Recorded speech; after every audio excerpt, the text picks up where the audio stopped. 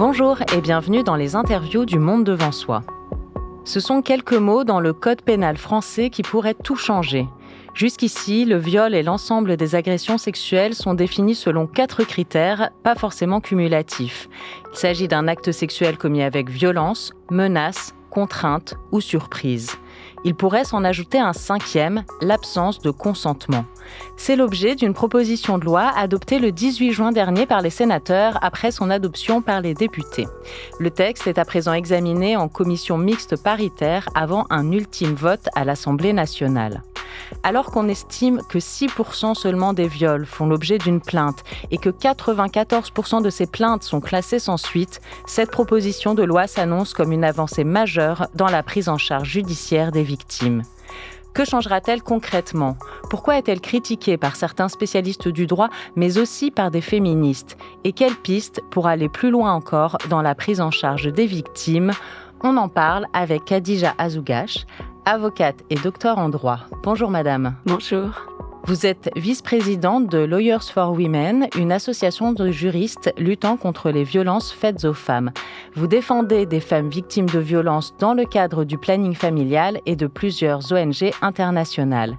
Et vous avez signé en mars 2025 l'article « Violences sexuelles et consentement, une loi en retard sur la réalité ?» Merci beaucoup d'être avec nous. Merci à vous. Alors, j'aimerais qu'on commence avec quelques points de définition. Il faut être précis en droit.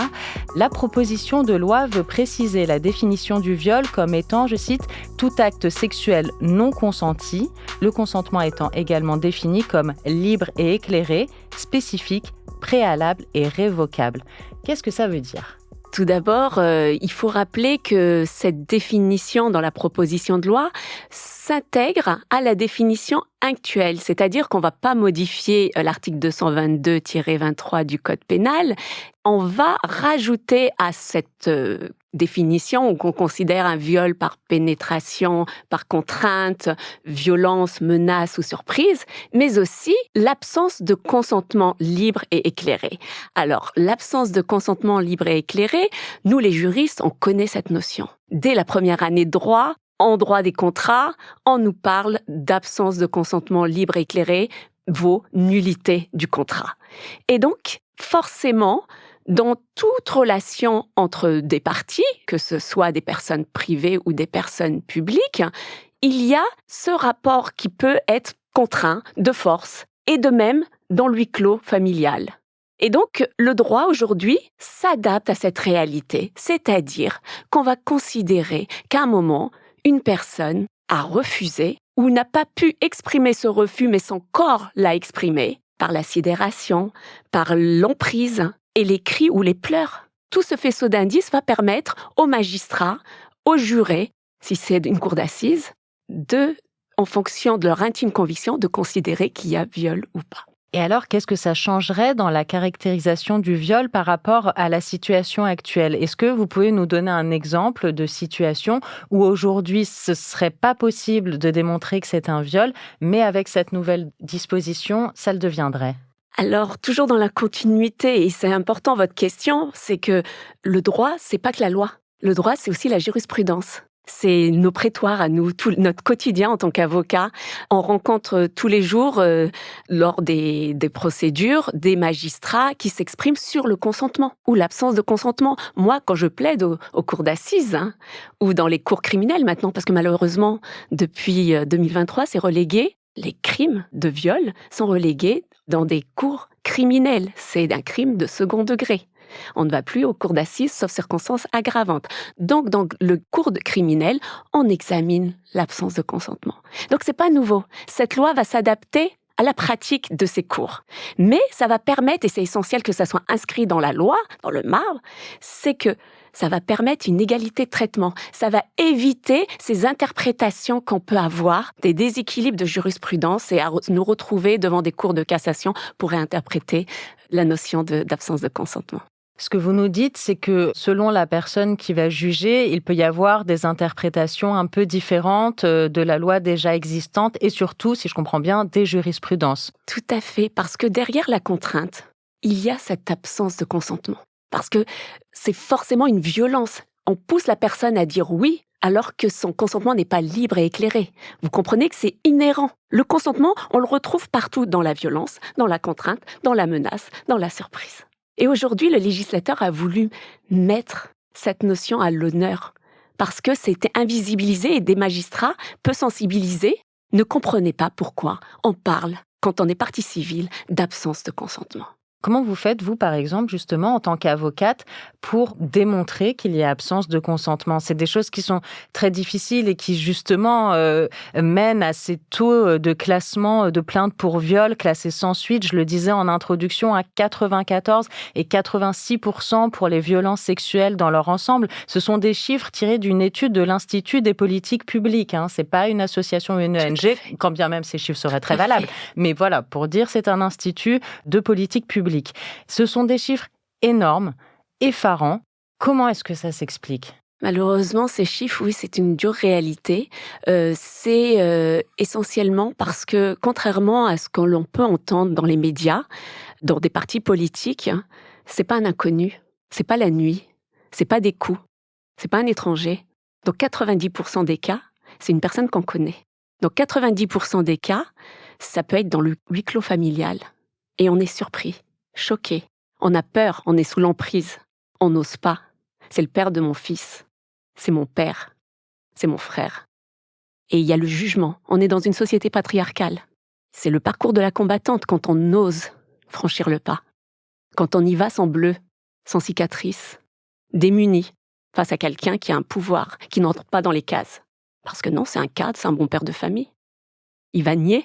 Dès la plainte, ça va être classé. Donc, c'est un classement, souvent un classement 21, malheureusement. Le classement 21, c'est-à-dire que c'est pas qu'on ne vous croit pas, c'est que malheureusement, on n'a pas assez d'éléments objectifs. Aujourd'hui, face à une présomption d'innocence qui est quand même le principe fondamental de notre droit. C'est quelque chose de grave, le viol. C'est un crime. Donc, on mesure. Sans éléments objectifs, le parquet, le procureur, va classer. Et donc, c'est en cela que cette réforme peut être essentielle. C'est en cela que cette réforme va pouvoir sensibiliser un peu plus ces policiers qui sont les premiers à accueillir la parole des victimes, qui attendent, eux, de voir des bleus, qui, eux, attendent d'avoir un étranger dans le sens large, étranger à la vie de cette personne, être l'auteur. Et donc, il va pouvoir prendre en compte un peu plus, poser des questions plus ciblées sur elle, en tant que sujet de son corps, de lui dire: avez-vous exprimé un refus? Avez-vous exprimé un consentement? Même si vous n'avez pas pu l'exprimer oralement, comment vous vous êtes comporté? Et ne plus poser ce type de questions de savoir: mais vous l'avez rencontré en boîte de nuit, est-ce que vous étiez en mini-jupe, ou est-ce que si, est-ce que ça, est-ce que ça? Voilà, ça va aider. Et ça va éviter de hâtivement classer sans suite. Donc ça change l'approche et ça change la façon de considérer celle qui vient se présenter comme victime, c'est ça ? Tout à fait. Et alors, quelles sont pourtant les critiques formulées à l'encontre de cette nouvelle définition à inscrire dans le code pénal? Il y en a eu, il y a eu des points de blocage, et je le disais, pas seulement juridiques, aussi théoriques de la part de certaines féministes. Vous pouvez nous raconter un peu comment ça se passe? Oui, alors moi, je fais partie des premières à signer des tribunes, à écrire, vous l'avez rappelé, à écrire sur l'importance de l'intégration de cette notion du consentement dans notre loi, et cela parce que je fais beaucoup de droits comparés. Il faut s'inspirer de ce qui passe autour de nous et s'inspirer de ce qui se fait correctement. Et on est un pays qui, comme son nom l'indique, faisant partie d'une communauté européenne. En Europe, on a des pays comme l'Espagne qui sont en avance, on a la Belgique également, et aussi on peut regarder vers le Canada, où ça fonctionne correctement sur cette intégration de notions de consentement. Pourtant, on a entendu des féministes et des juristes s'offusquer de cette volonté d'intégrer cette notion de consentement en estimant qu'on va faire peser la charge de la preuve sur la victime. Ce sont les féministes qui considéraient cela, certaines des féministes. Or, il faudra leur rappeler, il leur a été rappelé, c'est pour cette raison que maintenant on l'intègre un peu plus, c'est qu'aujourd'hui, dans les cours d'assises, les cours criminels, c'est toujours la victime qui doit prouver l'absence de consentement. Les expertises, heureusement, sont là pour compléter, parce que c'est souvent, on n'a pas d'autres éléments objectifs, hormis la parole de l'un contre la parole de l'autre. Sous la sidération, il n'y a pas forcément d'écrit. Et donc, on a des expertises psychologiques qui nous facilitent les choses, qui peuvent aller dans le sens de l'idée où la victime n'était pas consentante, pour corroborer ses dires, pour démontrer qu'elle est toujours cohérente depuis la plainte, parce que c'est le parcours de la combattante, vous le disiez. Il y a la plainte, l'instruction, qui dure 18 mois en moyenne, puis on attend pour aller... Donc, dans les 2 cas, il y a souvent des confrontations en plus avec l'auteur, puis la cour criminelle si on a la chance, ou à la cour d'assises si on a des circonstances aggravantes. Et donc, les experts vont vérifier la cohérence de cette personne, vont vérifier également son passé. Tout va être décortiqué et donc vont conclure à la véracité ou pas de ses propos. Et ça va aider ainsi les jurés et les magistrats, si on est en cour criminelle, à avoir un minimum de compréhension de ce dossier, de l'état d'emprise dans lequel se trouvait cette jeune femme au moment des faits, pour les raisons pour lesquelles elle n'a pas pu formaliser ce nom.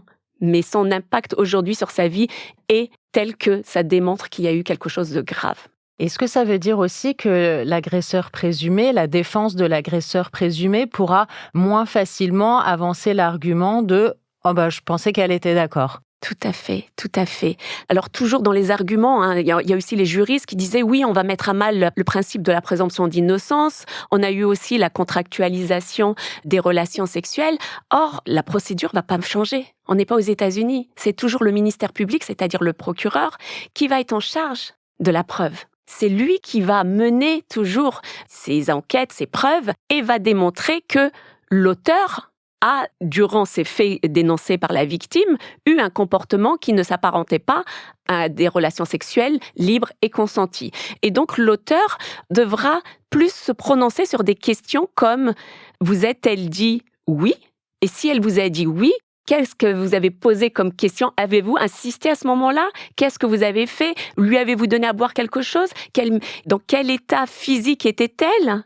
Et donc, toutes ces questions vont permettre aux jurés, aux magistrats, de réaliser que l'auteur était dans une position de force, de rapport de force, dans une position où souvent il considère la victime comme sa chose, et que le consentement, malheureusement, il pouvait s'en passer. Et ça, c'est un signe de notre patriarcat qui est malheureusement dans le couple. Et vous avez vu, la jurisprudence a tardé en France des années 90 pour considérer le viol conjugal. Et on pense que par ce biais-là, il y a une présomption de consentement pour tout le reste. Et dans les mentalités, c'est encore présent. C'est en cela qu'on verra plus tard qu'il y a un grand travail à faire également dans notre société. Est-ce que, selon vous, cette mesure permettra de réduire le nombre de classements sans suite des plaintes pour violences sexuelles? Cette mesure peut aider, mais pas toute seule. Cette mesure fait partie du droit pénal sur les violences sexuelles et à elle seule ne peut pas suffire. Sans formation spécifique des magistrats, des professionnels de la police, des professionnels de la santé aux UMJ et autres sur ces questions d'absence de consentement, on ne peut pas correctement appliquer cette loi. C'est une mise en œuvre. La mise en œuvre est nécessaire et donc pour une mise en œuvre, il faut des moyens dans la formation, mais aussi dans le moyen humain pour l'accueil des victimes par des professionnels spécialisés, notamment un procureur spécialisé. On n'en a pas encore en France. Et ça aussi, on pourrait s'inspirer de ce qui se passe au Mexique. Je travaille beaucoup avec le Mexique, pourtant où il y a eu des taux énormes de féminicides. Ils ont tenté d'apporter une réponse par des professionnels spécialisés. Alors, vous nous citez là le Mexique, vous avez cité précédemment le Canada et la Belgique comme ayant mis en place des dispositions qui aident à reconnaître les victimes et à mieux condamner les auteurs.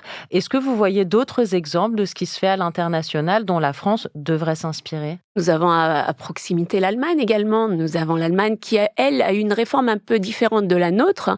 L'Allemagne, c'était de dire une victime qui dit non, c'est considéré comme un viol. Et par rapport à cette disposition, cette mesure, on a élargi un peu plus dans la pratique, c'est de considérer qu'il n'y a pas que le nom, c'est le comportement de la victime. Et de même, en droit européen, communautaire, on a pu voir en 2024, on a voulu avoir une définition commune. Et on n'a pas réussi à l'avoir par une opposition notamment de la France, pas seulement, mais la France y était opposée Parce qu'à l'époque, on n'avait pas encore ces affaires qui ont été largement médiatisées, comme l'affaire Pellico en fin d'année dernière, qui ont pu sensibiliser un peu plus notre société. Nous, dans les prétoires, c'est notre quotidien. Mais notre société, malheureusement, est loin de tout cela, de cette question du consentement. Et ça a un peu perturbé nos repères et de nous dire, ce n'est pas normal que ce monsieur ait fait cela à sa femme sans son consentement. Et donc, le législateur également a été sensibilisé. C'est pour cela que la proposition de loi maintenant bouge et que probablement au niveau européen, la définition également va bouger du fait que beaucoup d'États sont sensibilisés sur ces questions. Merci beaucoup, Khadija Jougash. Merci beaucoup pour cet entretien, pour ces explications très pertinentes et éclairantes. Je rappelle que vous êtes avocate, vice-présidente de Lawyers for Women. Merci.